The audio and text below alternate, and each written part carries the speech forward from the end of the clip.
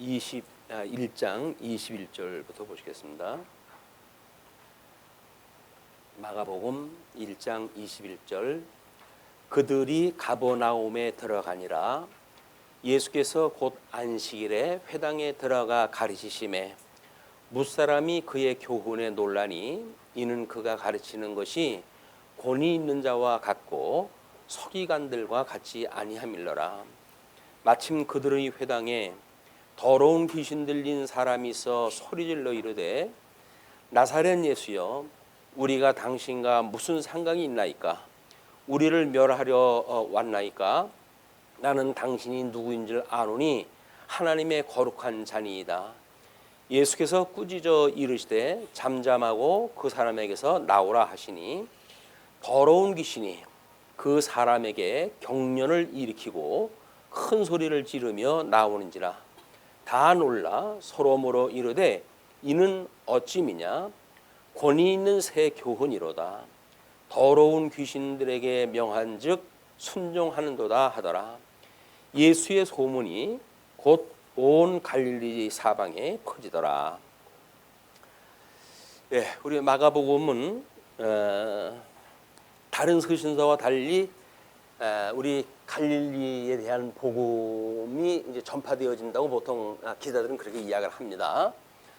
예수님이 오시고 그리고 공생애를 이제 보내신 뒤 십자가에 못 박아 죽으시고 사흘 만에 부활하시고 그리고 승천을 하시고 약속을 하셨어요.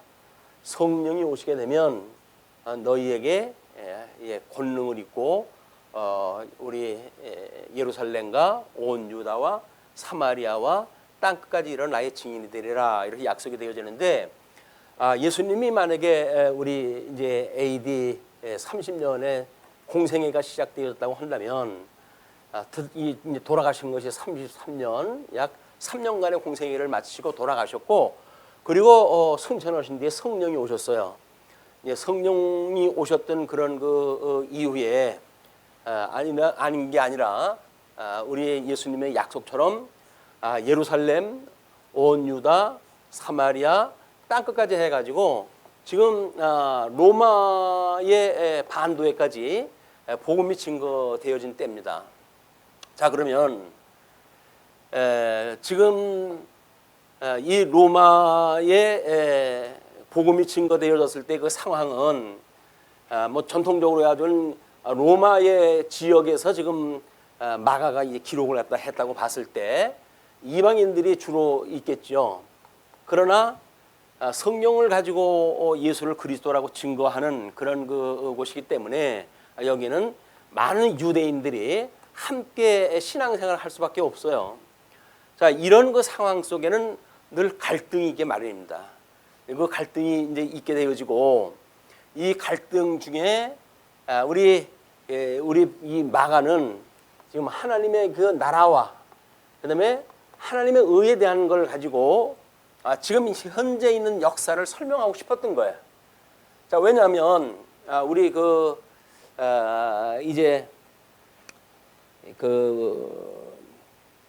대요리 문답 48문에 그리스도께서 그의 지상 생활에서 어떻게 자기를 낮추셨는가? 그럼 이제 예수님의 비하의 신분이란 말이에요. 이 비하의 신분은 이 마가가 기록을 갖다 할 때보다는 훨씬 전의 이야기예요.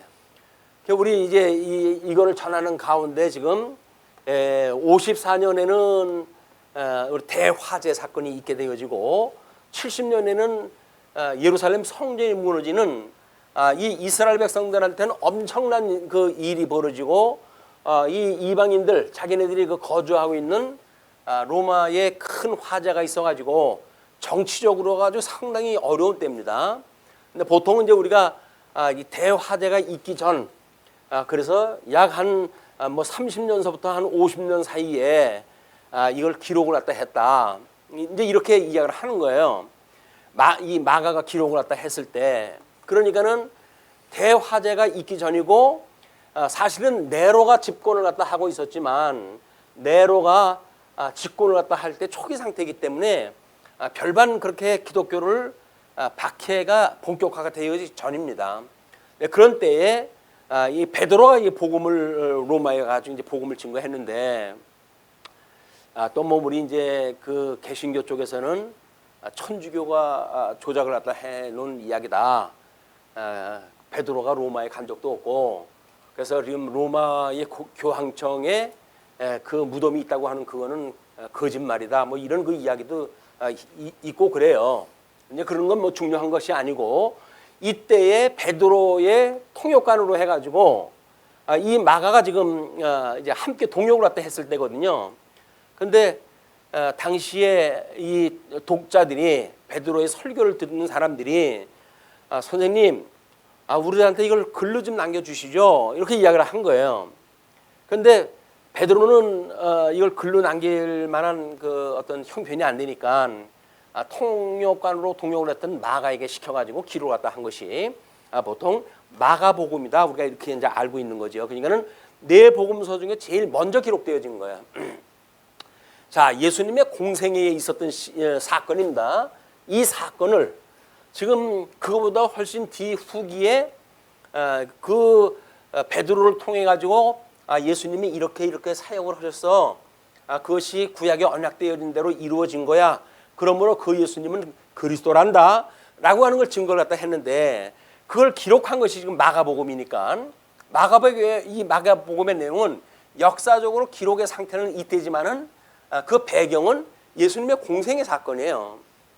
그러니까 이제 뭐 지금은 우리가 21세기 들어와 가지고 우리가 이 성경을 가지고 이때 기록되어진 저 앞에의 사건을 지금 우리가 읽고 해석을 하고 있단 말이에요. 그렇기 때문에 이런 역사적인 맥락을 우리가 제대로 이해를 해야 마가복음에서 무엇을 말하려고 했느냐 그 내용을 우리가 이제 잘 알 수가 있는 거예요. 거기에 뭐라고 그랬냐면 대오리문답에서 이제 지상 생활에 있어서 자기를 낮추신 사건이거든요.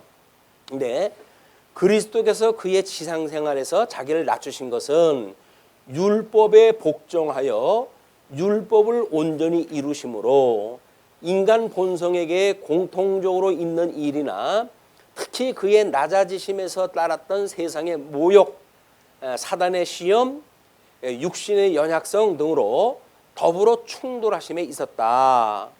그러니까 사실은 이때에 이 하나님의 의로 우리 주님께서 오셨는데 구약 성도들이 알았던 이 하나님의 의라고 하는 것은 율법의 기초로 한 거예요.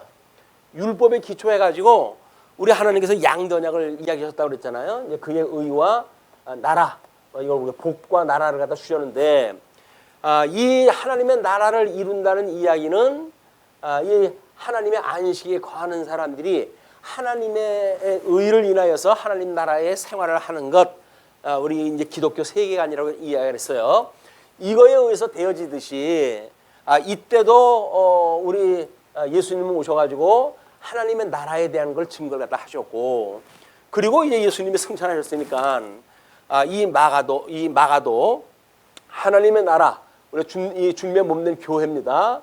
이 교회라고 하는 그것이 지금 이렇게 정치적으로 로마 제국의 어떤 핍박이나 뭐 이쪽 이스라엘에 살던 사람들도 마찬가지죠. 세금을 갖다 강제로 걷어들이고 하기 때문에 어려운 건 마찬가지였어요. 그러니까 이들이 생각하고 있는 하나님의 나라라고 하는 그 이야기가 예수님을 믿고 우리가 이걸 어떻게 우리가 살아갈 것인가, 이건 도저히 자기네들이 어떻게 영역 바깥의 이야기, 세상 바깥의 일이기 때문에, 그렇기 때문에 지금 이제 이 강론을 갖다 하고 설교를 갖다 하는 사람들은 세상의 나라는 이렇지만 하나님 나라라고 하는 그 이야기는 너희들이 몸담고 있는 교회 생활이 하나님 나라인데 이 나라처럼 이루어지는 거야. 그 이루어지기는 하나님의 의로 이루어지는 건데 구약 사람들은 이걸 율법으로 이루어진다고 오해를 갖다 했어. 그렇기 때문에 예수님께서 이걸 다 이루었다라고 이렇게 말씀을 갖다 하시면서, 그러나 내가 율법이나 선지를 폐하러 온 것이 아니라 온전케 하러 오셨다고 말씀을 하셨단다 라고 하는 이야기를 해주는 거예요. 왜냐면 지금 우리는 21세기에 사는데도 불구하고 율법을 지켜야 됩니까? 맙니까? 이런데 이게 혼란이 와요. 이 하나님의 뜻이라고 그러는데 저걸 그러면 안 지켜도 된단 말입니까? 라고 하는 문제로 해가지고 우리는 갈등을 느끼는 거예요. 그래서 이제 우리 예수님 오셨을 때서부터 율법주의가 등장했다 하는 그 이야기는 이건 어쩔 수가 없어요. 하나님이 기뻐하시는 것이 율법인데 그 율법을 가지고 우리 하나님의 나라를 이루고 이제 살아가는 성도들의 삶인데 유대인들은 이걸 중심으로 해가지고 신앙생활을 해왔던 거 아니에요? 여기다 거의 목숨을 걸었어요. 이렇게 해야 하나님 나라의 백성답게 살아갈 수가 있다고 생각이 드니까.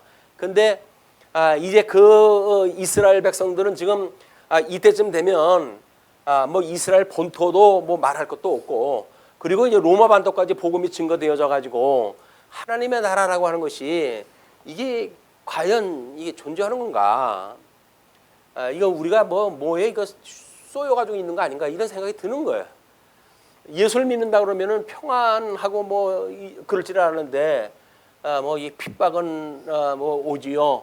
또 더군다나 이 뭐 함께 있던 유대인들은 너희들이 그렇게 예수를 믿어가지고 되겠냐? 율법을 지켜야지라고 하는 주장을 갖다 피기도 하고 이런 혼란 가운데 지금 처해져 있다는 거예요, 이게. 그러니까 마가는 지금 예수님의 신분을 가지고 그리스도인 걸 증거하는 거 아니에요. 그러니까 이 비하의 신분으로 오셨던 그 예수님이 천상의 하나님의 아들, 성자 하나님으로서 이 땅에 오셨다고 하는 걸 지금 이야기를 갖다 해줘야 돼요. 왜? 그렇게 권위가 있는 분이기 때문에 비록 지금은 뭐 우리 이스라엘이나 또는 로마나 주님의 몸된 교회가 어려움에 처해져 있는데도 불구하고 하나님이 없는 것처럼 보이지만 그것이 아니라 하나님은 정말 살아계시다. 이걸 보여주기 위해서 이 땅에 이분이 직접 오셨던 거야 라고 하는 걸 증거를 갖다 해야 그러면 하나님이 이 땅에 오셔가지고 우리들의 의를 인하여 가지고 십자가에 못 박아 죽는 데까지 오셨단 말인가? 그럼 여기서 예수님이 고난을 받았던 그거는 힘이 없어서 능이 없어서 고난을 받은 것이 아니라 하나님의 의를 이루시는 방법으로 해가지고 이 땅에 나타나신 거로구나. 자, 그러면 우리가 복음을 그걸 깨닫게 되면 하나님 나라의 입장에서는 어떻게 해요? 주님의 몸된 교회가 하나님의 능이 약해가지고 우리로 하여금 이 엉터리 같은 교회의 생활을 하게 하시는가? 라는 게 아니라는 거예요.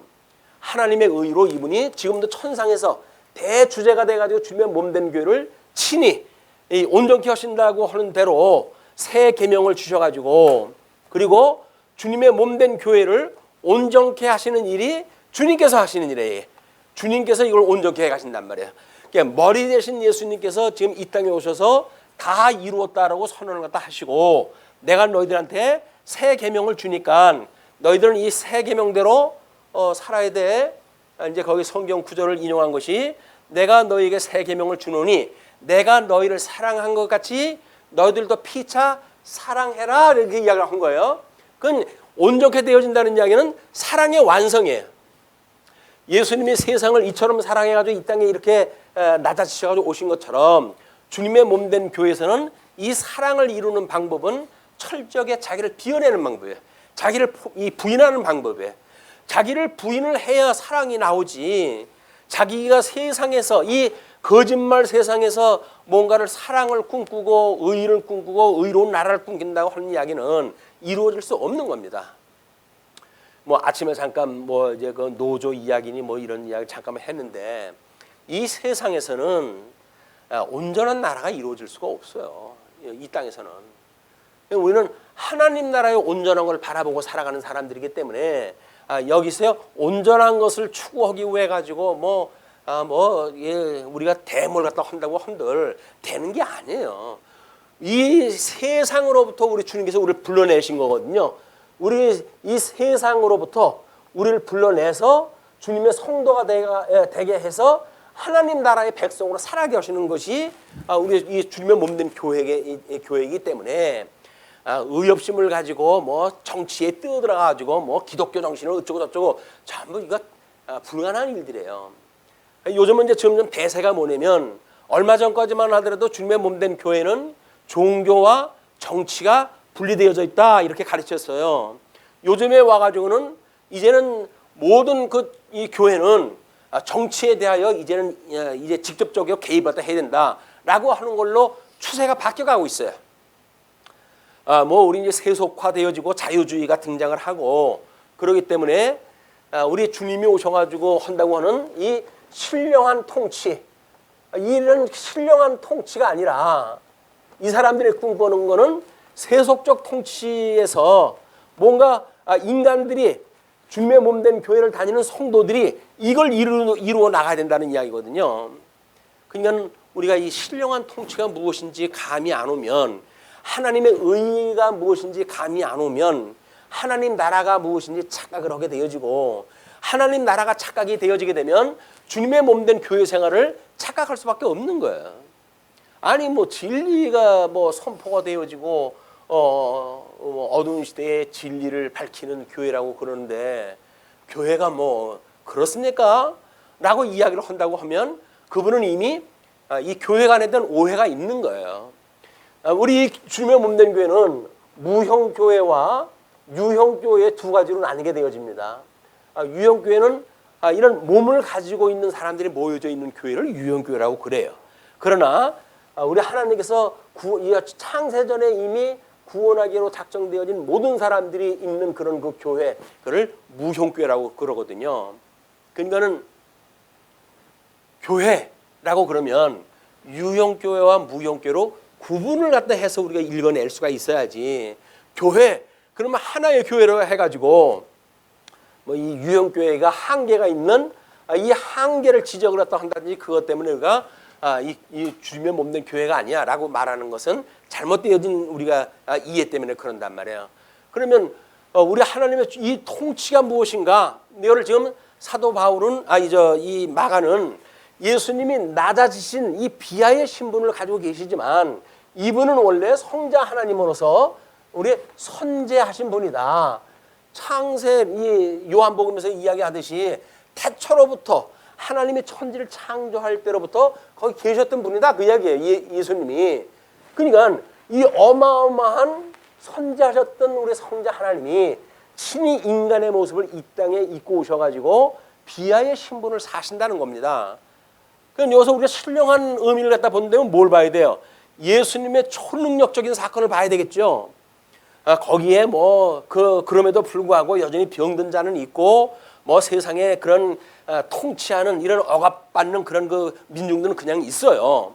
그럼에도 불구하고 주님께서 비하의 신분을 입고 이 땅에 오셨다고 하는 걸 이야기를 해야 되는데 너무 이게 예수님이 처음부터 낮아지셔가지고 별 볼 일 없는 걸로 소개가 되어지면 사람들이 예수님에 대한 뭐 신뢰가 떨어지잖아요. 그러니까 마가복음을 기록할 때 제일 먼저 선제의 하나님에 대한 걸 이야기를 하는 거예요. 하나님은 원래 태초로부터 계셨던 우리 하나님하고 함께 계셨던 분이다. 그분이 인간의 모습을 입고 이 땅에 오신 거야. 그래서 그 인간의 모습을 입고 이 땅에 오셔가지고 공생애의 생활을 갖다 하고 있는 예수님의 사역을 지금 소개를 하고 있는 거예요. 그런 맥락에서 21절서부터 우리 28절까지 내용을 더러운 귀신을 내어 쫓는 권세로 자기를 증거했다 이렇게 이야기를 하잖아요. 이거는 지금 우리 1절서부터 28절까지 보통 서기관들에게는 다르게 뭔가 권위 있는 새 교훈을 갖다 하고 있다 이렇게 이야기를 한단 말이에요. 그러니까 우리 주님이 하는 이 새 교훈, 새로운 교훈이라고 하는 그 이야기는 과거에 이거를 이 서기관이라든지 이런 사람들은 구약 성경에 의해 가지고 자기네들이 가지고 있는 율법관에 의해 가지고 그다음에 이 교훈을 갖다 했기 때문에 그 교훈이 율법적으로 머무르고 만 거예요. 그러나 예수님이 오셔가지고 하는 거는 이건 뭔가 권위가 있고 새로운 것 같다. 이런 전환점이 생기는 거예요. 이제 의식의 전환점이 생기고 우리 그 예수님의 권위에 대한 새로운 변화에 대한 걸 초점을 맞춰가지고 마가가 지금 소개를 딱 하는 겁니다. 그걸 할 때 이제 그 안식일에 회당에 들어가가지고 말씀을 갖다 가르치는데 무사람이 그의 교훈에 놀라는 거예요. 아니 이렇게 듣지도 보지도 못했던 이런 것이 웬일이냐? 권위 있는 자의 이 교훈이 아니면 이런 교훈이 있을 수 없다. 그 이야기는 감동을 받은 거예요, 이분들이. 그러니까 예수님이 복음을 증거할 때 그 복음으로 해가지고 이분들은 깨달음이 있었던 거지요. 왜? 같은 율법을 가지고 서기관들도 그동안 우리 안식일은 모여가지고 맨날 그 가르치고 그랬거든요. 그랬는데 예수님이 안식일에 지금 들어가가지고 가르치는 거는 이들이 가르치는 거 다른 새로운 권위 있는 말씀이 들린 거예요. 우리가 하나님의 말씀을 들을 때 권위 있는 말씀으로 들린다고 한다면 그 사람 복 있는 사람입니다. 그냥 세상의 이치로 해가지고 머리로 돌려가지고 그렇게 됐대라고는 그냥 이론의 이 전개가 아니에요. 이건 이론의 전개가 아니에요. 실질적인 교훈이라고 하는 이거는 가르치고 좀 훈계하는 거 아닙니까? 그러니까 이거는 전 삶에 대한 의미가 다 포함되어져 있는 복음을 갖다 지금 전하고 있다. 그런 그 이야기를 우리가 받아들여야 되겠죠. 그러니까 그거를 이제 교훈으로만 해가지고 이제 훈계를 갖다 하고 가르치고 훈계를 갖다 했는데 우리가 배우는 대로 우리 이거 어떤 배우는 공부만 있으면 안 되잖아요. 그럼 이것이 뭔가 실질적으로 눈에 보이는 우리 삶에 대한 문제가 나와야 되는데 예수님께서 그때 마침 회당에 더러운 귀신 들린 사람이 있어 소리질러 이르되 공관에서 지금 그 회당에서 예수님은 복음을 증거하고 있고 그런데 귀신 들린 사람이 먼저 소리를 질러요. 그러면서 나사렛 예수여 우리가 당신과 무슨 상관이 있나이까 우리를 멸하러 왔나이까 나는 당신이 누구인 줄 아노니 하나님의 거룩한 자니다. 지금 예수님이 복음을 증거하고 있는데 미친 사람이 지금 작동이 되어졌어요. 이제 그 광기가 작동이 되어졌고 그거는 사단이 지금 그 일을 다 하는 거 아니에요? 귀신이 들어가서 이제 그 일을 다 하는 일이기 때문에 그런 일이 벌어지고 있으니까 예수께서 꾸짖어 이르시되 잠잠하고 그 사람에게서 나오라라고 했어요. 예수님이 다른 이야기 안 했어요. 귀신한테 지금 하는 이야기, 귀신한테. 그 귀신 요즘도 신비주의에 그런 기독교나 한다는 권사님들 이런 분들은 귀신이 붙어 있는 걸 본다고 그러는데 그거 보면 불쌍한데 귀신을 좀 쫓아주지. 그 귀신이 있는 것 같아 내버려두고 있을 수가 있어요? 그런 권능이 있다고 한다면. 근데 귀신이라고 하는 그 이야기가 지금 우리는 이 어두움의 권세 아니에요, 이게. 어두움의 권세. 이걸 우리 예수님의 공생을 갖다 했을 때 시험을 갖다 했던 그런 그 권세이기도 합니다. 그렇죠? 시험을 갖다 했던 권세이기도 해요. 이것이 결국은 우리 아담을 유혹을 갖다 했던 그때의 옛뱀이에요. 뱀. 그래서 요한계시록에서는 옛뱀이요, 마귀요, 사단이라고 이야기를 하잖아요. 그러니까 어둠의 권세라는 이야기는 이 어둠의 주관자, 이 어둠이 주관을 갖다 하는 창조할 때 첫째 날 만들어 놓으신 이것이 어둠이 주관하는 세상이에요. 그렇기 때문에 우리가 이 땅에 태어났을 땐 다 어둠의 종으로 태어난 거예요. 사망의 자식으로 태어난 거예요, 우리가. 그런데 이 이성이 밝아지고 그러니까 사람들이 자기네 상대적으로 의의를 이야기하고 도덕을 이야기하고 그러면서 여기서 악이다 선이다 자기는 나눠놓고 있는데 하나님이 보시기에는 이 어둠에 속해져 있는 모든 사람들은 악한 사람들입니다. 그래서 우리 시인은 그렇게 고백을 하잖아요. 내가 죄 중에 잉태되어졌고 죄 중에 출생되었나이다 이렇게 하거든요. 그러니까 여기서 우리가 자연인으로 출생되어졌던 모든 사람들은 죄인으로 태어나는 거예요. 죄의 종으로 태어나는 거예요. 그러니까 하나님의 은혜를 깨닫게 되어지게 되면 이 죄의 권세로부터 사는 것이 너무 힘들어지는 거예요. 그걸 영적 기갈이라고 그래요. 영적으로 해가지고 내가 이렇게 종으로 통하는 건 내가 왜 이러고 살아야 돼? 왜 이 고생을 해야 되는 거야? 도대체 이 나라를 주관하는 저 인간들은 뭐야?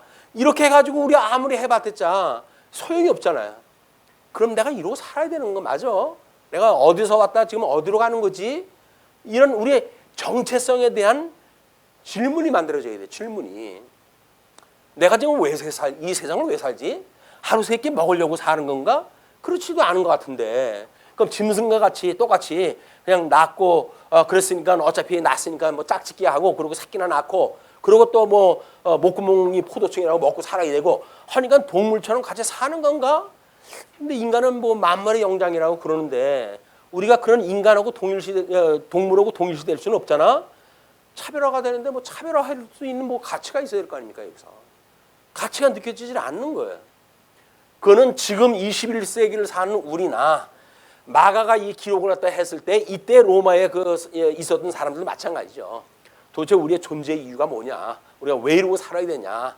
세상에 산다고 하는 그 나라라고 하는 건 도대체 뭐고, 로마 제국은 자기네들이 온 그 일대를 갖다 장악을 하는 제국으로 지금 등장이 되어졌지만, 근데도 불구하고 여전히 우리는 뭐 대체적으로 여기 온 이방인들은 전부 종으로 사는 사람들 아닙니까? 그러니까 도대체 우리의 이 존재가 뭐냐라고 하는 자기의 질문이 있는 거예요. 자기 질문이. 자기 인생의 질문이 없으면 답이 없습니다. 고민도 없어. 하루 세 끼만 먹었으면 됐지. 뭐 고민을 갖다 하냐. 그냥 네 마음 오는 대로 살아. 이게 요즘 21세기 철학의 우리한테 속삭이는 이 거짓말들이에요. 인간은 하나님이 어딨냐. 인간이 가지고 있는 것이 너희들 좋은 대로 사는 것이 라고 하는 것이 21세기 철학이 끌고 가는 어둠의 권세들의 장난이란 말이에요.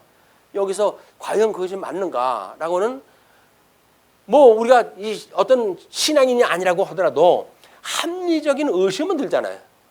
우리가 도대체 인생은 뭐고 어디서 왔다가 어디로 가는 거냐 이 역사가 라고 하는 것에 대한 질문이 우리가 있어요. 이게 워낙 사는데 바빠가지고 쉬어가지고 이런 질문을 어렸을 때부터 눌러놓고 살죠. 엄마 저거 뭐야 그러면 몰라도 돼. 그런 건 아는 거 아니야. 그래가지고 뭐 입 막아놓고 귀 막아놓고 우리 부모님들이 그렇게 교육을 시켜왔거든요. 근데 학교 공부는 열심히 해. 그래야 좋은 대학교 가고 좋은 대학교 가야 좋은 직장 얻게 되어지고 좋은 직장 얻어야 결혼도 좋게 할 거 아니야. 그래야 또 좋은 직장 얻어가지고 다른 사람들 위해서 굴림먹고 살 거 아니야. 이런 것이 세상의 논리예요. 동물의 세계하고 다른 거 아무것도 없습니다. 뭐 진화론을 주장하는 사람들의 이야기도 그거 아니에요? 우리 인간 세포가 어떻게 그 이기적인가? 뭐 그거에 의해 가지고 지금 인간이 이렇게 지금까지 진화가 되어져 왔다는 거거든요. 그럼 인간이나 그 사람들이 다를 거 없어요. 이 동물이나 세포가 똑같은 뭐 DNA로 해가지고 구조로 되어져 있고 그러니까 똑같이 진화되어지는 그런 그 요소를 가지고 우리 인간이 존재한다. 그거를 우리가 믿지 않는다고 한다면, 창조주 하나님을 믿는다고 한다면 이런 거짓말을 부리는 모든 철학으로부터 우리가 도망가야 돼. 그런데 이 어둠이 장악하고 있는 세상 속에서 어떻게 도망을 가요? 도망갈 수가 없지. 그냥 우리 예수님이 너희들로는 안 되는 거야. 내가 이제 너희들을 우리 창세전에 하나님께 다 약속을 해놓은 거기 때문에 너희를 위해서 구원을 갖다 하러 내가 십자가에 못 박아 죽는 데까지 내려갈 거야. 그러니까 내가 너희를 사랑한 것 같이, 그 이야기는 뭐예요? 예수님이 너희를 사랑해서 하나님과 동등됨을 취하지 아니하시고 인간의 형상을 입고 이 땅에까지 낮아지셔서 십자가에 못 박아 죽는 것 같이 너희를 사랑했다, 그 이야기예요. 그럼 이제 우리 보고 사랑을 하라 그랬어요. 사랑을 하라 그랬어요. 그럼 사랑을 하라는 게 뭐라고요? 누구같이? 예수님과 같이 사랑을 하래요. 물론 예수님께서 주셨던 이 세 계명인 사랑은 우리로 하여금 온전케 하시는 주님께서 해가시는 일입니다. 온전케 해가시는 주님께서 우리를 그렇게 해가시겠다는 거예요. 그게 믿어지게 되면 우리는 믿어지는 것만큼 사랑하면 사랑하게 되어져요. 믿지 않으면, 믿어지지 않은데 어떻게 사랑을 해요? 지금 내 한 몸 운신하기도 지금 힘든 판에 누구를 사랑하고 삽니까? 그런데 우리는 이 복음으로 인해 가지고 주님께서 온전케 하신다고 했던 이 세 계명, 또 온전케 했던 그런 우리 서신서의 모든 내용들, 이런 걸 보니까 주님께서 정말 이렇게 해가시네? 라고 하는 것이 믿어지는 사람들이 지금도 대주제가 되시는 예수 그리스도를 믿고 우리를 온전케 해주시는 분이야 라고 믿고 신앙생활을 해갈 수가 있는 거란 말이에요. 이것이 진정한 이 어둠으로부터 얻게 되어지는 자유예요. 자유. 자, 그런데 이제 귀신이 그렇게 꾸짖으니까 더러운 귀신이 그 사람에게서 경련을 일으키고 큰 소리를 지르며 나오는지라. 실체예요. 귀신이 뭐 아무것도 없는데 뭐 이 무당들이 그 푸닥거리 하듯이 배뱅이 하듯이 다 정보 알고 있기 때문에 주절거리고 그러는 거 아닙니다. 이건 실체, 귀신의 실체가 있는 거예요. 그거를 그렇게 소리를 질러가 나와요. 다 놀라 서로 물어 이르되 이는 어쩌미냐? 권위 있는 새 교훈이로다. 더러운 귀신들에게 명한즉 순종하는도다 하더라. 사실은 유대인들도 죽기에 대한 방법이 있었어요. 사무엘 우리 사도 바울 그 솔로몬 시대 때 이후로 해가지고 귀신을 내쫓는 죽기하는 방법에 대한 것이 전승되어져 오고 그러고 그랬어요. 그런 주문을 외운다든지 하게 되면 귀신이 나간다 뭐 이렇게 하는 이런 신비로운 그런 일들이 전해져 왔는데 결국은 귀신 들린 자들이 쫓겨나지를 못하니까 지금 공회까지 와가지고 지금 들어앉아 있는 거 아니에요? 예. 지금 하나님의 말씀을 증거하는 공회 안에 들어와가지고 있다가 예수님이 와가지고 진리를 갖다 선포하니까 깜짝 놀란 거예요. 그래가지고 결국은 이제 쫓겨나게 되어지는 그런 그 지경에 이르게 되어진 겁니다.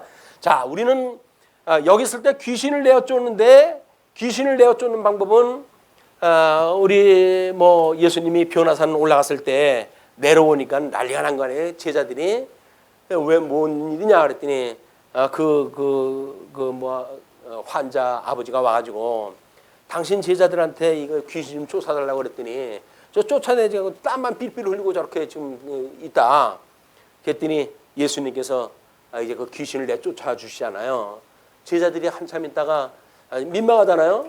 자기네들이 과거에는 그래도 예수님에게 권능을 받아가지고 복음 증거를 갖다 해가지고 70인명 파송될 때 나가가지고 귀신이 내쫓기고 뭐 안진뱅이가 일어나고 했더니 역사를 갖다 이제 이루었던 사람들인데 오늘은 그게 안 되는 거예요. 예수님한테 묻죠. 예수님 왜 이게 예수님 이게 왜 안 되죠? 라고 이야기를 했더니 예수님께서 하시는 말씀이 기도 외에는 이런 유가 나갈 수 있는 방법이 없어. 기도 외에는. 기도가 뭐예요? 구약에서 언약되어졌던 하나님의 의를 이루기 위했던 이 기도 외에는 이걸 나가게 할 수가 없다. 그 이야기야. 우리 예수님이 그걸 이루셨고 새롭게 이걸 다 이루리라고 했던 더 온전케 한다고 했던 그 약속을 믿고 우리가 기도를 갖다 하는 거야. 그것이 우리 주기도를 할 때 뭐예요? 우리가 우리에게 죄진 자를 사해 준 것처럼 우리 죄를 사하시고 우리를 시험에 들게 하지 마시고 우리를 악에서 구원해 주세요라고 하는 기도란 말이야. 끊임없이 이 악으로부터 구원을 우리가 기도를 갖다 해야 돼요. 지금 내 몸에 있는 귀신이 나가는 게 아니라 귀신이 장악하고 있는 이 어둠의 세계로부터 진리의 세계로 우리가 이미 거듭나고 중생된 성도 아닙니까? 이 성도가 말씀으로 해가지고 진정한 자유를 누리려고 한다면 이렇게 하나님의 말씀으로 해서 기도를 갖다 해야 자유를 우리가 얻게 되어진다. 자, 그다음에 이제 29절로부터 31절 보시게 되면 베드로의 장모의 열병을 고치는 권세로 증거를 갖다 합니다.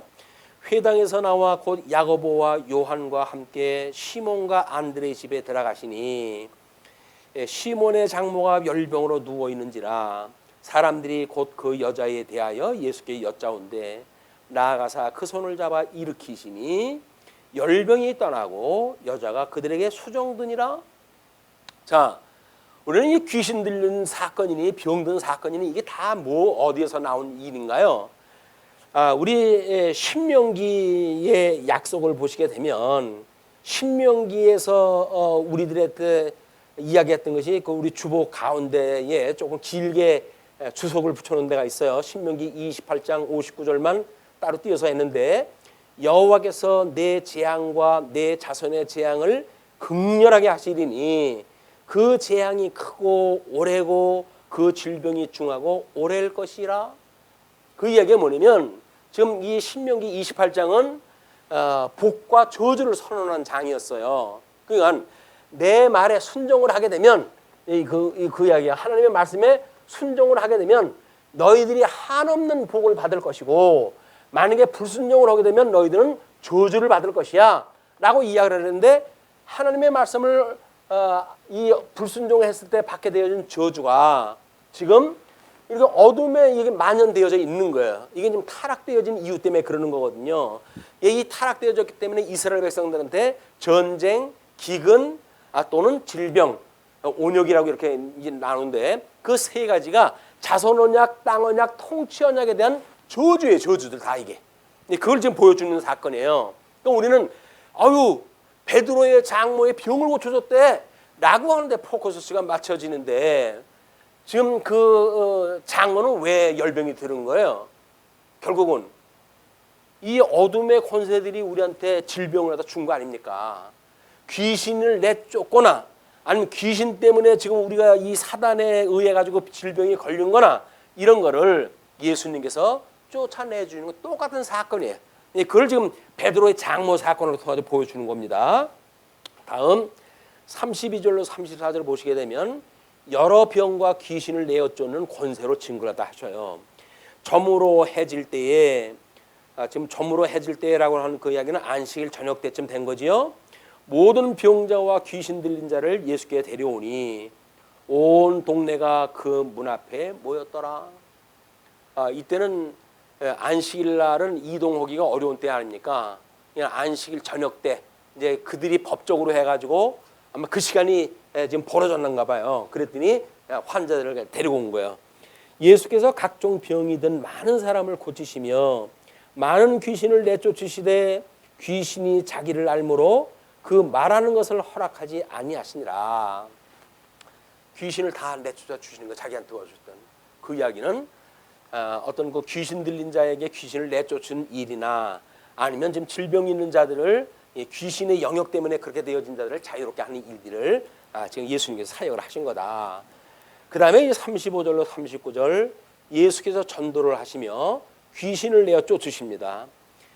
새벽 아직도 밝기 전에 예수께서 일어나 나가 한적한 곳으로 가사 거기서 기도하시더니 예수님은 큰 사건이 있을 때마다 뭐 매일같이 뭐 일상적인 기도겠지만 이제 제자들을 피해 가지고 하신다거나 무리를 피해 가지고 가가지고 새벽에 이른 그 새벽에 기도를 갖다 하시곤 했었는데 시몬과 및 그와 함께 있는 자들이 예수의 뒤를 따라가 만나서 이르되 모든 사람이 주를 찾나이다. 예수님은 지금 무리를 피해 가지고 기도하러 갔더니 따라와서 한다는 얘기가 이 무리들이 찾는데요, 주님. 지금 제자들은 어디 관심이 있어요?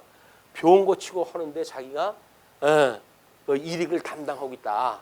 이거에 지금 포커스가 맞춰져 있는 거야.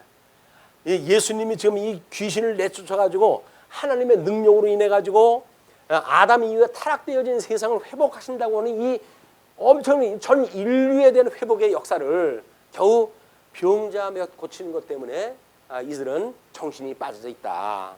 지금도 마찬가지예요.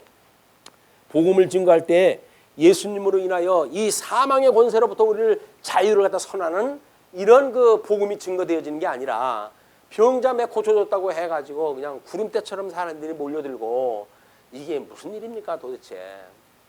이미 여기서 그걸 다 이렇게 알려줬는데도 불구하고 21세기 대한민국 교회에서 그냥 병자 고쳐주면 그게지 제일 능력 있는 사람이라고 자기네들을 자처하다 그래요. 병자 고치는 게 문제가 아니라 진정한 자유를 주는 것, 그것이 여기서 사랑을 갖다 하는 거예요. 뭐예요? 뭐 그 가난한 자에게 밥 주는 거 사랑입니다. 그러나 진리와 함께 기뻐하는 것이 진짜 사랑이거든요. 성도들을 사랑한다고 하면 복음을 가르쳐 줘야지, 진리를 가르쳐 줘야지. 진리로 스스로 우리 하나님이 어떠한 분인가를 깨닫고 그분을 경외하는 삶을 살아가는 하나님 나라에 우리가 그 권속으로 되어졌다고 하는 걸 깨닫게 해줘야지. 그걸 자기 아니면 안 돼 라는 식으로 해가는 일은 만년 자기 종으로 삼겠다는 이야기나 다른 바가 없어요. 경계해야 될 일입니다. 자, 그러면서 이제 이르시되 38절 우리가 다른 가까운 마을들로 가자. 거기서도 전도하리니 내가 이를 위하여 왔노라 하시고 예수님이 뭐 때문에 왔다고요? 그 도를 전하러 오셨다는 거예요. 지금 도를 전하는 그 극치는 뭐예요? 십자가에 못 박아 죽으시는 거거든요. 그 전까지는 고난, 이 공생애가 비하의 신분이라고 하는 고난사를 통해 가지고 이걸 예수님 잡으러 오신 거예요. 예수님이 사단을 잡으러 온 거예요. 지금 이 고난이 없으면 잡을 수가 없어요. 그래가지고 음부에까지 내려가셔가지고 결국은 비하의 신분을 완성을 하시고 승기의 신분으로 변화가 되어지는 모습을 보게 되어집니다. 그러면서 40절에서부터는 질병을 고치심으로 증거를 갖다 하는 것으로 이렇게 설명이 되어졌어요. 40절, 41절 한 문둥병자가 고쳐달라고 하다가 그걸 강구대로 고쳐주시는 사건이 소개가 되어집니다.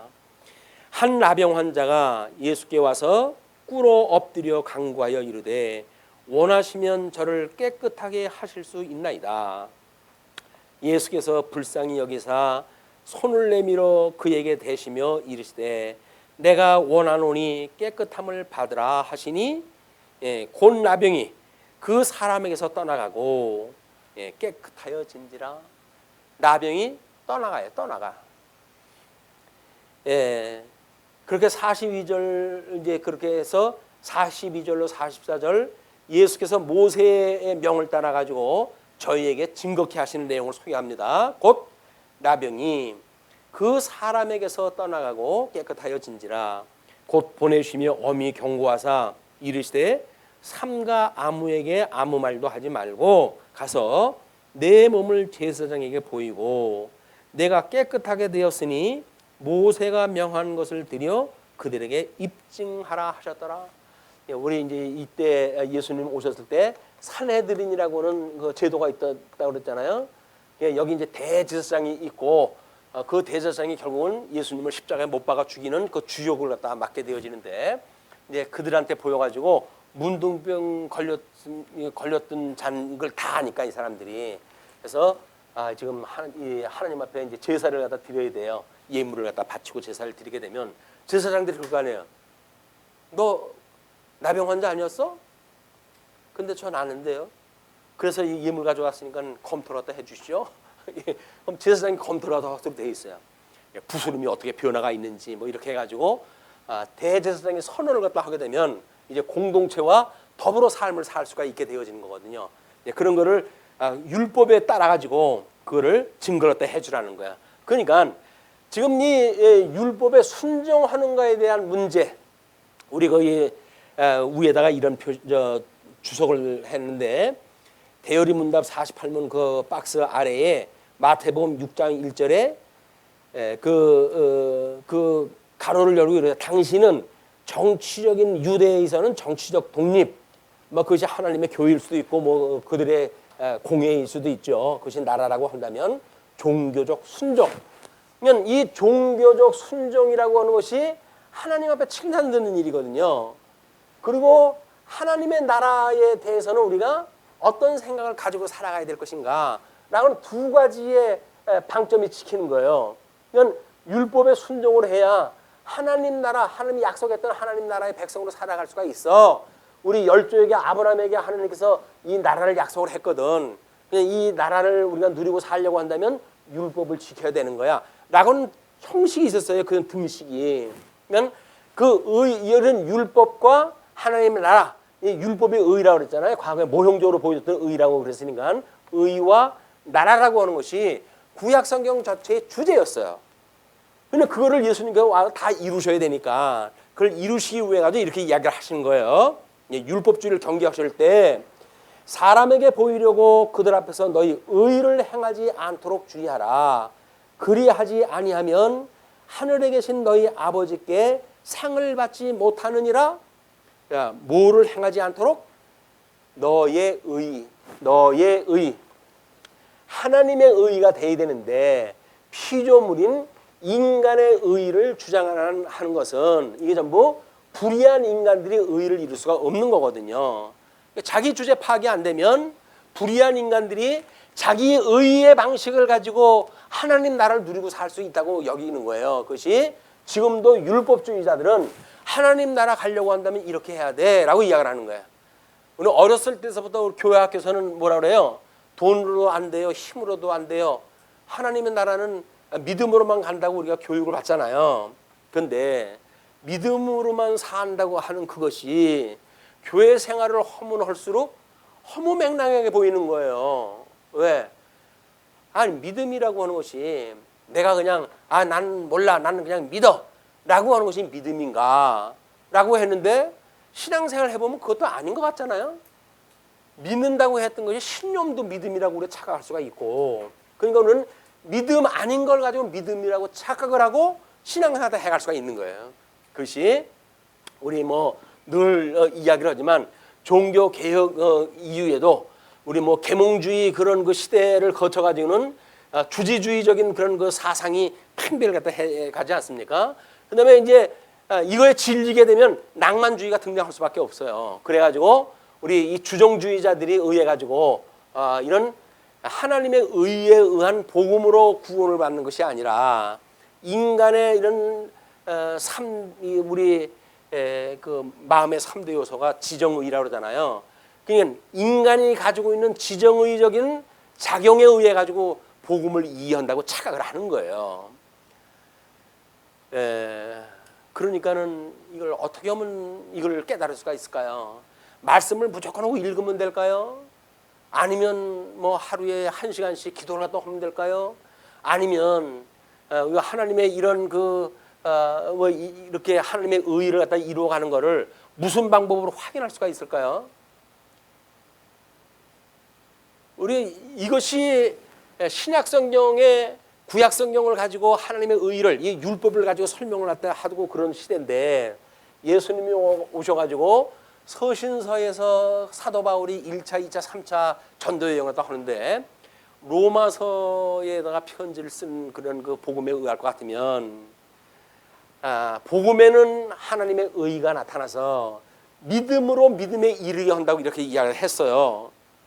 그럼 우리는 복음에 하나님의 의가 나타나서 그 이야기는 복음을 깨달아야 그래서 구약 성경에 이렇게 언약되어 예표적으로 모형과 그림자로 보여줬던 하나님의 의를 믿는 믿음으로 우리 예수님이 이루었다고 하는 그걸 믿게 되어지고 그렇기 때문에 우리는 이 성경 외적으로 해가지고 믿음으로 성도들이 살게 되어진단 말이야. 성도가 사는 건 믿음으로 사는 겁니다. 믿음으로. 여보 많이 한다고 구원받는 거 아니에요. 또 뭐 열심히 노력한다고 해서 구원받는 거 아닙니다. 율법을 잘 지킨다고 해서 구원받는 거 아니에요. 그거는 전부 사악한 일이에요. 사악한 일. 인간이 무엇인가 자기가 할 수 있다고 믿는 건 전부 사악한 일이에요. 왜? 복음에는 하나님의 의가 나타나는데 이거는 예수 그리스도에 대한 이야기, 그 기쁜 소식에는 하나님의 의가 나타나서 믿음으로 믿음에 이르게 한단 말이에요. 그 복음을 믿어야 된다. 복음을. 복된 소식을. 우리가 이 복 있는 자로 우리 주님께서 우리 복을 주었는데 마땅히 이거는 나한테 복을 주는 이야기네. 이게 우리가 알아먹게끔 돼 있을 거 아니겠어요. 이제 복된 자면 이거를 우리 주님께서 죽었던 우리를 불러내셔. 우리로 하여금 네가 복 있는 자야. 내가 복 있는 자로 온 거 내가 이야기했지. 그래서 우리 산상수훈에서 7복을 이야기로 8복을 이야기를 했잖아요. 그러면 예수님으로 인하여서 예수님이 복 있는 자니까 복 있는 자하고 우리가 연합이 되어지게 되면 내가 복을 받는 사람이로구나. 이걸 깨닫게 되어진단 말이에요. 그걸 우리가 예수님과 우리가 한 몸이 되어졌다. 예수님을 영접했다. 이렇게 이야기를 하는 거예요. 예수님과 영접을 했다. 이걸 뭐 우리가 구원을 받았다. 이거를 새로운 피조물이 되어졌다. 뭐 여러 가지 표현을 갖다 쓰지요. 그러니까 예수님을 믿었다고 하는 그 이야기는 예수님을 믿고 세례를 받았다는 이야기예요. 세례를 받았다는 이야기는 뭡니까? 내가 예수님과 함께 죽었음을 공포하는 거예요. 나한테도 공포가 돼야 돼. 나한테 끊임없이 너는 예수님으로 인해서 죄에 대해서 죽었잖아. 왜? 죄가 죽어나는 세상이 이 사망의 세계 아닙니까? 넌 여기서 죽은 거 아니야. 예수님이 너의 모든 죄를 대신 지시고 돌아가셨을 때 너의 죄도 사해 주신 거야. 그러니까 넌 이 죄에서 너가 살 이유가 없는 거야. 라고 하는 걸 깨닫게 되어지는 게 예수님과 함께 죽은 거예요. 그 예수님이 부활할 때 우리가 어떻게 해요? 함께 우리가 살아났어요. 그걸 중생이라고 이야기를 하는 거예요.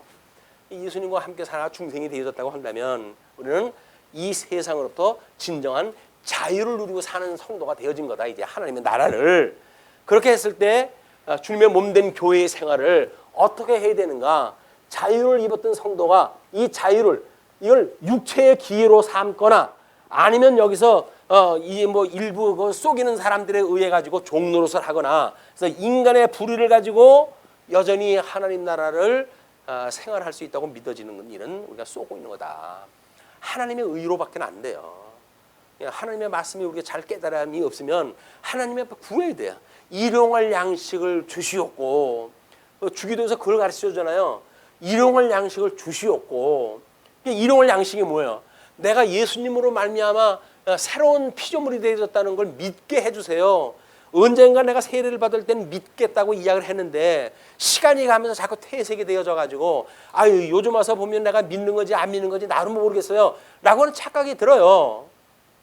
자기가 뭐 때로는 게으름을 필 때, 때로는 초심을 잃을 때 우리는 그런 착각을 해요. 예수님을 우리가 오래 믿었던 사람들도 내가 예수님 믿는 게 맞아? 내가 구원받은 거 맞는 거야? 라고는 자기 회의가 와요. 그럴 때 초심을 우리가 돌아가야 되는 거예요. 초심.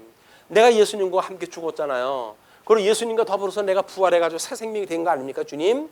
그래서 주님의 이제 그래서 내가 하늘나라에 우리 주소를 두고 하늘 시민으로 살아가는 난데 주님께서 저를 붙들어 주시지 않으면 주님께서 주셨던 이 자유를 가지고 육체의 기회로 삼을 수밖에 없습니다, 주님. 그러니 저를 붙들어 주세요.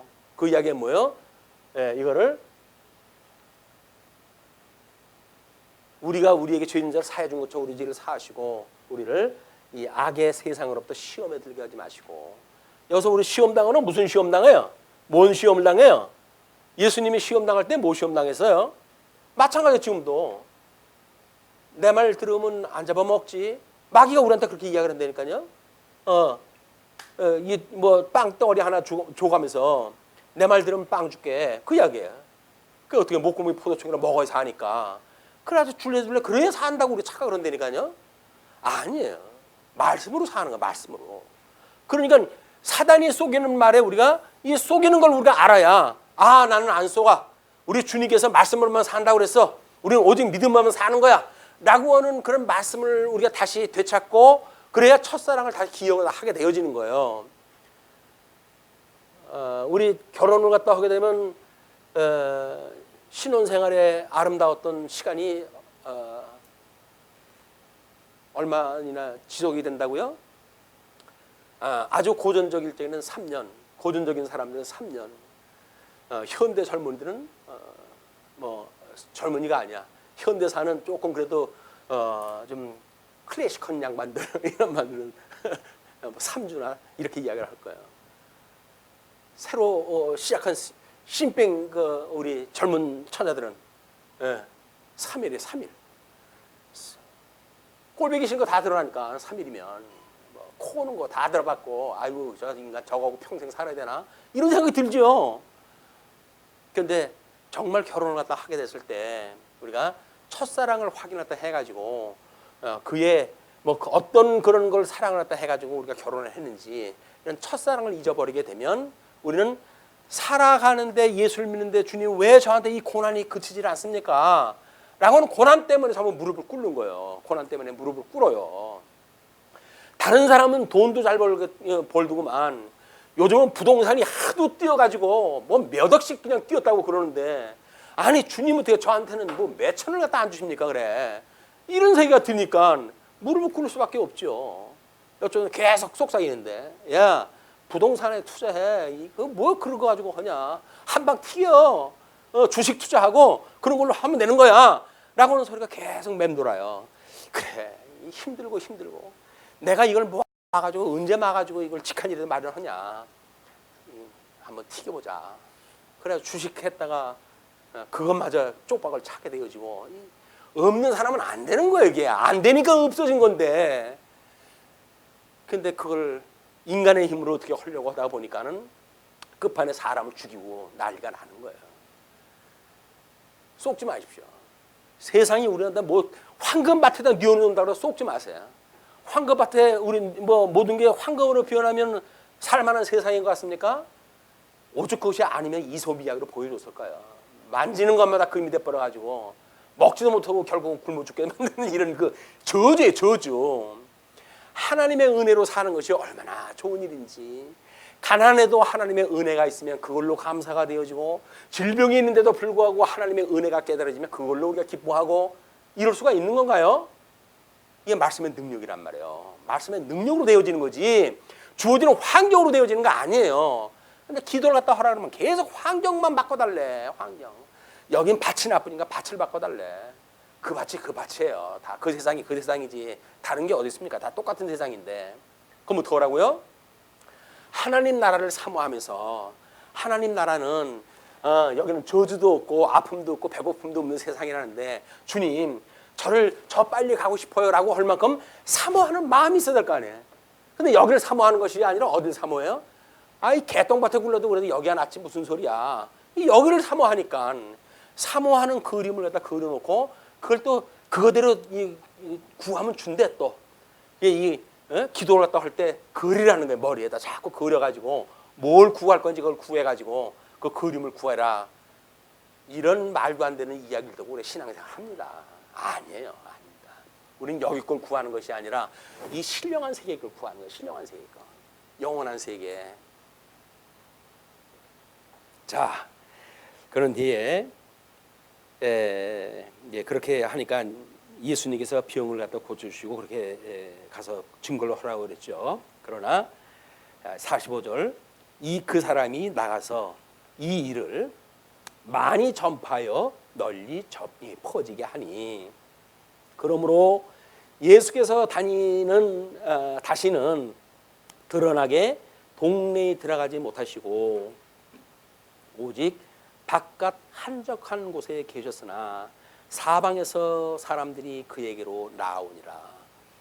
예수님은 이제 12명의 제자를 부르셨고 70인 제자의 파송을 했다고 기록이 되어져 있고 그런 걸로 보아가지고는 주님이 이루시는 것은 십자가에 못 박아 죽으시고 부활하심으로 해서 구약의 언약되어진 걸 다 이루시는 거예요. 이것이 우리 역사서에서 이야기했던 것처럼 창건, 풍국, 유수, 회복이라고 하는 걸로 이게 다 완성이 되어지고 그다음에 예수님이 새롭게 약속하신 대로 하나님 나라가 이게 완성이 되어져야 되기 때문에 그거는 주님의 머리로 완성되어졌던 것이 몸으로 이 몸된 교회를 통해서 이것이 완성되어지는 거예요. 교회 이 교회에 있는 성도들한테 성령이 오시게 되면 너희 증인이 되어질 거야. 복음을 증거해서 생육하고 번성하라고 했던 대로 복음으로 인해 가지고 새 생명이 얻는 이런 번성하는 역사, 신령한 영적으로 해가지고 번성하는 역사가 있게 되어지고 땅 끝까지 이르러 나의 증인이 되라고 했지. 이제 땅을 정복하라고 그랬지. 그 약속대로 해서 땅을 정복해라고 했던 대로 해서 우리가 복음을 증거해가지고 2000년이 지난 오늘날 지금 대한민국에 이 꽃이 피고 있는 거예요. 이 복음의 꽃이. 그리고 모든 거 다스리라고 이야기를 했는데 예수 그리스도 대주제가 되신 그 예수 그리스도를 인하여서 그의 통치력으로 인한 어린 양 권세로 인해서 너희들이 그 통치를 이루고 살아가 그 이야기야. 여기서 무슨 통치로 살아가라고요? 어린 양 통치로 온유한 마음으로 하라는 이야기예요. 인간의 혈기 가지고 싸워가지고 이루어지는 게 아니에요. 여기서 이루어지는 거는 어린 양 것을 믿는 믿음으로 되어지는 거야. 왜? 하나님이 하신다고 하는 게 믿으니까. 믿어지니까 그렇게 미련한 방법으로 하는 거예요. 그래서 십자가의 도를 미련한 것이라고 이렇게 설명을 하는 겁니다. 세상에 이출하지 믿어질 수가 없어요. 악다구리를 갖다 해도 못할 텐데 여기서 그냥 어린 양의 그런 모습으로 이기라고요? 원수가 배고프면 먹을 걸 주고 목이 말라면 마실 걸 주라고요? 그럼 되겠어요? 원수 아닌데도 불구하고 집 밟아야 되는데. 아니. 주님의 몸된 교회에 살아가는 사람은 그렇지가 않습니다. 원수가 줄이면 먹을 걸 주래요. 또 목이 말라 하면 마실 걸 주래요. 그래요. 왜? 그렇게 하면 하나님께서 그들의 머리 위에 숯불을 피는 것이니까 그것이 하나님의 이 권세에 의해서 재판을 이 판결이 떨어지는 거예요. 판결. 너는 내가 사랑하는 자한테 그렇게 애매한 고난을 갖다 주었지만 그가 너한테 어린 양 권세로 해서 너희를 대접했지. 그러므로 저의 너희들에게 대접한 건 내가 빚 갚아줄 거야 내가. 그리고 너희들은 그를 갖다 괴롭힌 것만큼 너희들은 이제 저 바깥에서 이를 갈미 있을 거야라고 이야기를 하는 거예요. 심판의 역사. 우리가 원수를 위해 사랑하는 일은 결국은 심판의 권세예요. 권세. 그걸 손해 본다고 생각하십니까? 절대 손해 아니에요. 우리한테 해코지하는 사람한테 그냥 허허 웃으세요. 예수 믿으세요. 예수 믿으세요. 예수 믿어야 해결됩니다라고 복음을 증거해야지. 그래서 쓸데없이 뭐 갑론을박 해가지고 경우를 따지고 이치를 따지고 아무런 의미가 없습니다.